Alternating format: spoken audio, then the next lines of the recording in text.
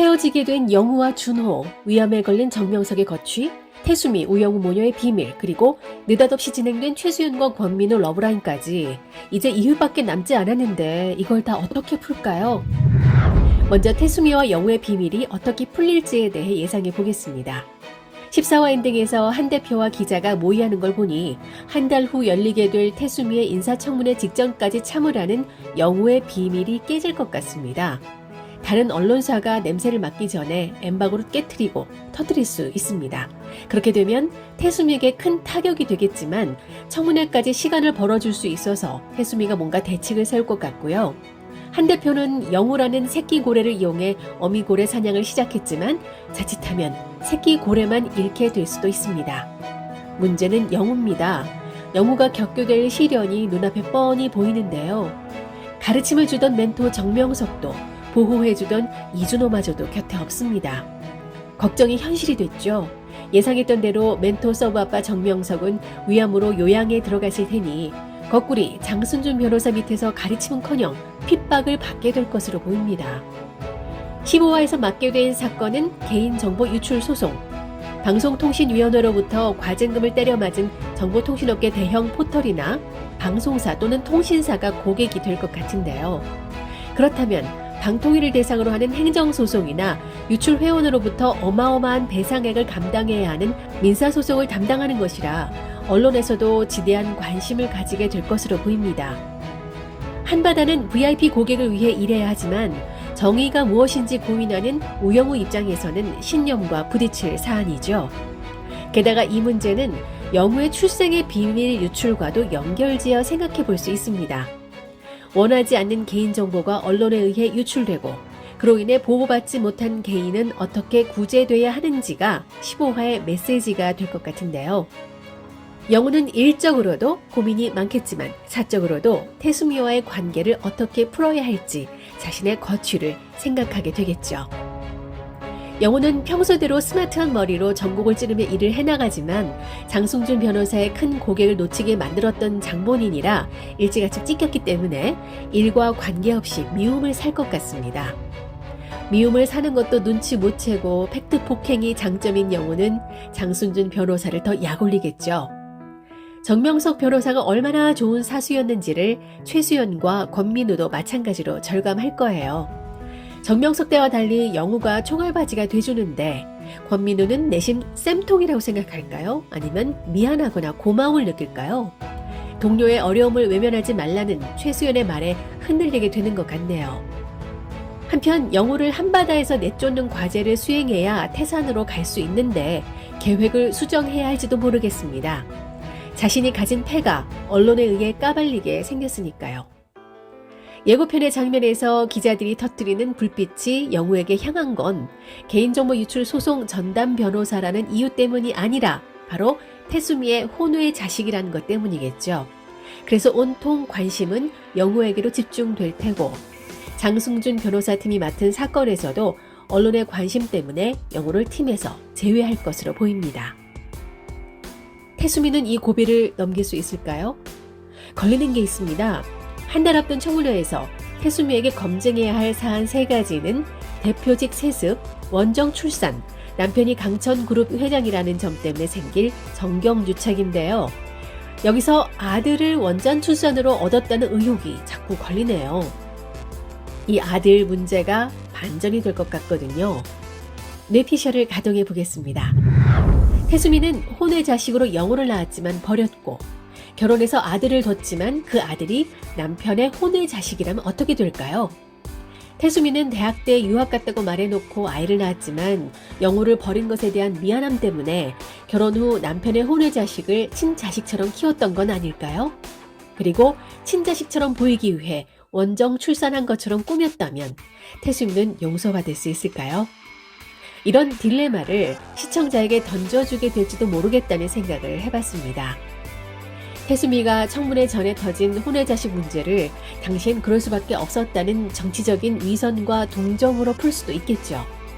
반대로 개인적인 문제를 정치에 대입시키지 않고 정책과 실력으로 검증해달라고 전곡법을 들고 나올 수도 있습니다. 두 방법 다 태수미가 인간으로서는 정떨어지고 마음에 들지 않지만 정치인으로만 보자면 차라리 두 번째 방법이 낫겠습니다. 하지만 지금까지 정치인들의 혼외 자식 문제를 너그럽게 받아들인 적이 없어서 태수미의 청문회 통과가 가능할지는 모르겠네요. 그래서 예상컨대 태수미의 향후 거취는 청문회가 끝나지 않은 채로 열린 결말로 끝날 것 같다는 생각이 드네요. 영우가 맡은 개인정보 유출 관련 소송도 시간이 굉장히 오래 걸리는 소송이라 계속 진행이 될 텐데요. 그 사건에서 제외된 상태로 다른 업무를 맡겠지만 계속 한바다에 있을 수 없어서 멘토인 정명석을 찾아가고 그가 회복 후 의기투합해 법률사무소를 낸다는 게 제 소망입니다. 과연 그렇게 될지는 계속 지켜봐야겠죠. 준호와 영우의 관계는 어떻게 될까요? 영우가 언론의 관심 때문에 괴로워할 때 그저 쳐다보고만 있어야 하는 준호 표정 보셨죠? 준호의 포옹의자가 가동되지 못하고 머뭇거립니다. 이유 없이 이별 통보받은 후유증을 제대로 치르는 준호는 계속 주변을 맴돌기만 하겠죠. 그러다 영우가 결정적으로 위험에 처해 SOS를 부를 때 있어야 한다고 결심하게 될 것 같아요.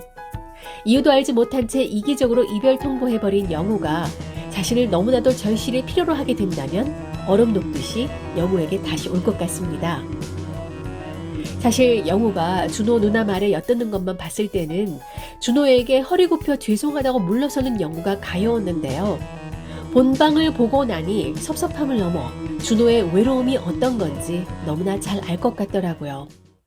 바닷가 이별 장면은 지독하게 현실적으로 그려졌습니다. 이미 우린 영우 아버지의 외로움을 목격했죠. 레고에 발이 찍혀 괴로울 때도 심각한 출생의 비밀을 얘기해 줄 때도 영우는 자기 일에만 몰두했습니다. 자기 일에 열심인 모습이 존경스러워 반했는데 그 이유 때문에 헤어지게 되는 아이러니. 정명석의 전처도 그랬겠죠. 전처라면 일만 하고 가정을 돌보지 않던 정명석을 8년간 참다가 이혼 통보했다는 그 전처죠. 전처로부터 일할 때는 살아있는 것 같았고 생기가 도는 정명석 옆에서 외로웠다는. 그래서 헤어졌다는 말을 들은 영우는 자신에게도 대입해봅니다. 그리고 아버지에게 물어보죠. 준호 누나가 영우를 보고 싶어 했던 것처럼 왜 준호를 보고 싶어 했는지, 그리고 그 이유는 영우를 행복하게 해줄 사람인지 확인하고 싶어서라고 하니까 영우는 그제서야 깨닫죠. 준호는 자신을 행복하게 해줄 사람이지만 자신은 준호를 외롭게 할 사람이라고. 그래서 영우는 누나의 말만 듣고 헤어진 게 아니라 정명석의 전처로부터 들은 말과 자신을 외롭게 키워왔던 아버지처럼 준호도 그렇게 외로워지고 행복해지지 않을 거라는 걸 다른 사람의 경험을 통해 맥락을 파악해서 합리적으로 이별을 생각해낸 겁니다. 아쉬운 건 사귀지 말자고 준호에게 통보하면서 그 이유를 제대로 설명하지 않고 사과만 하고 뒤돌아가 버린 거예요. 영우는 헤어지는 법에 대한 데이터가 없습니다. 이별의 공식을 알고 있다면 대입했을 것이고 데이터가 있었다면 적용했겠죠. 하지만 준호 입장에서는 미쳐 돌아버릴 일입니다.